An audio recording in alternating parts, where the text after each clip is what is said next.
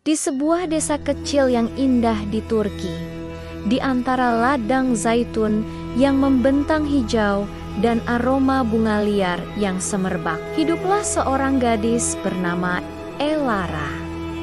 Kecantikannya seringkali menjadi buah bibir penduduk desa. Rambutnya yang hitam legam berkilau seperti malam tanpa bintang. Matanya yang besar berwarna coklat madu selalu memancarkan kehangatan. Dan senyumnya mampu membuat siapa saja yang melihatnya ikut tersenyum. Elara adalah gadis yang sederhana. Hatinya tulus dan impiannya pun tak muluk-muluk. Ia tumbuh besar dengan cerita-cerita tentang kebaikan dan kerja keras. Setiap pagi, Elara membantu ibunya di kebun kecil mereka, memetik sayuran segar untuk dijual di pasar desa. Sore harinya, ia akan duduk di dekat jendela kamarnya, menyulam kain dengan motif bangga-bunga khas Anatolia. Dari jendela itulah pandangannya seringkali tertuju pada sebuah bukit di kejauhan, di mana sebuah perkebunan anggur yang luas terhampar megah. Perkebunan itu milik keluarga kaya raya di distrik tersebut, dan pemiliknya adalah seorang pria muda bernama Kenan. Bagi Elara, Kenan bukan sekadar pemilik perkebunan. Ia adalah sosok pangeran dalam dongeng yang sering ia baca. Kenan gagah, berpendidikan, dan setiap kali ia datang ke desa dengan mobilnya yang mengkilap, ia selalu menyapa penduduk dengan ramah. Elara sering melihatnya dari kejauhan, mengagumi cara Kenan berbicara dengan para pekerja di kebunnya. Terlihat begitu berwibawa, namun tetap rendah hati. Hatinya berdebar setiap kali Kenan tak sengaja menatap ke arahnya dan tersenyum sekilas. Dalam benak Elara, Kenan adalah perwujudan dari semua hal baik yang ia impikan. Kekaguman Elara bukanlah rahasia lagi bagi sahabatnya. Ayla, kau harus berhenti memandangnya seperti itu, Elara. Kau bisa membuat lubang di punggungnya dengan tatapanmu itu. Canda Ayla suatu sore saat mereka sedang berjalan pulang dari pasar. Elara hanya tersipu malu. Aku tidak bisa menahannya. Ayla, dia begitu sempurna. Dia seperti pahlawan dari cerita lama. Pahlawan juga manusia. Elara, ingat itu. Jangan terlalu meninggikan seseorang di dalam pikiranmu. Nanti kau sendiri yang kecewa. Nasihat Ayla dengan bijak. Tapi nasihat itu seolah masuk telinga kanan dan keluar telinga kiri. Bagi Elara, mengagumi Kenan adalah sebuah kebahagiaan tersendiri. Suatu hari, takdir seolah berpihak pada Elara. Saat ia sedang membantu ibunya di pasar, Kenan datang menghampiri kedai kecil mereka. Jantung Elara serasa berhenti berdetak. Kenan tersenyum. Senyum yang sama yang sering Elara lihat dari kejauhan. Namun, kali ini senyum itu ditujukan langsung padanya. Permisi, saya ingin membeli beberapa sayuran segar ini. Kelihatannya sangat bagus, kata Kenan dengan suaranya yang dalam dan ramah. Ibu Elara dengan sigap melayaninya, sementara Elara hanya bisa berdiri mematung, berusaha keras untuk tidak terlihat gugup. Kau pasti Elara kan? Aku sering melihatmu, kata Kenan. Matanya menatap langsung ke mata Elara. Kau memiliki senyum yang sangat indah. Pipi Elara langsung merona merah. Ia hanya bisa mengangguk dan bergumam. Terima kasih. Sejak hari itu, segalanya berubah. Kenan mulai sering mampir ke pasar. Terkadang hanya untuk sekadar menyapa dan berbincang singkat dengan Elara.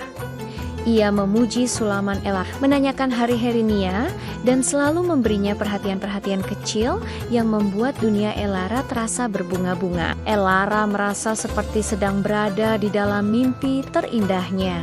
Pria yang selama ini hanya bisa ia kagumi dari jauh, kini ada di hadapannya, memberinya perhatian yang begitu istimewa. Kenan seringkali bercerita tentang rencananya untuk memperluas perkebunan, tentang perjalanannya ke kota-kota besar, dan tentang mimpinya membawa anggur dari desanya menjadi terkenal di seluruh dunia. Elara mendengarkan dengan penuh pesona, Setiap kata yang keluar dari mulut Kenan seolah menjadi melodi yang indah di telinganya. Kau tahu, Elara, kata Kenan suatu sore saat mereka tak sengaja bertemu di dekat tepi sungai. Kau berbeda dari gadis-gadis lain yang pernah kutemui. Ada ketulusan di matamu yang sangat menenangkan. Aku suka berada di dekatmu. Kata-kata itu bagaikan sihir bagi Elara. Harapan mulai tumbuh subur di hatinya. Mungkin saja kekagumannya ini tidak bertepuk sebelah tangan. Mungkin saja seorang pangeran seperti Kenan bisa jatuh hati pada gadis desa sederhana sepertinya. Teman-temannya di desa pun mulai berbisik-bisik melihat kedekatan mereka yang tak biasa. Elara menjadi objek iri sekaligus kekaguman. Suatu hari, Kenan mengundangnya untuk datang ke perkebunan anggur miliknya. Aku ingin menunjukkan sesuatu padamu, katanya dengan tatapan penuh arti. Hati Elara melambung tinggi. Ia mengenakan gaun terbaiknya, menyisir rambutnya dengan rapi, dan pergi dengan harapan yang membuncah. Kenan menyambutnya dengan hangat. Ia mengajak Elara berkeliling perkebunan, menunjukkan barisan pohon anggur yang rapi, dan membawanya ke puncak bukit di mana pemandangan seluruh desa terhampar indah di bawahnya. Indah sekali bukan? Tanya Kenan sambil berdiri di sampingnya. Sangat indah, jawab Elara. Namun yang ia pandangi sebenarnya adalah profil wajah Kenan yang diterpa cahaya senja. Mereka duduk di sebuah bangku kayu.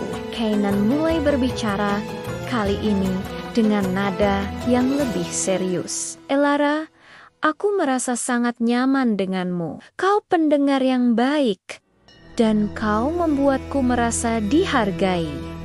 Elara menahan napas, menantikan kalimat selanjutnya yang ia harap akan menjadi sebuah pernyataan cinta. Namun yang terjadi selanjutnya justru menghancurkan dunianya. Sebentar lagi aku akan bertunangan, lanjut Kenan. Keluargaku sudah menjodohkanku dengan putri seorang rekan bisnis ayahku di Istanbul. Ini adalah pernikahan yang penting untuk masa depan bisnis kami. Dunia Elara seolah runtuh dalam sekejap. Suara di sekitarnya mendadak senyap. Pemandangan indah di hadapannya menjadi kabur oleh air mata yang mulai menggenang. Jadi, selama ini, semua perhatian itu, semua kata-kata manis itu, apa artinya aku? Aku ingin kau yang pertama tahu, karena kau sudah menjadi teman yang baik untukku. Kata Kenan lagi, sama sekali tidak menyadari betapa hancurnya hati gadis di sampingnya. Elara berusaha keras menahan isak tangisnya. Ia memaksakan sebuah senyuman. Selamat, selamat, Kenan. Aku turut bahagia untukmu.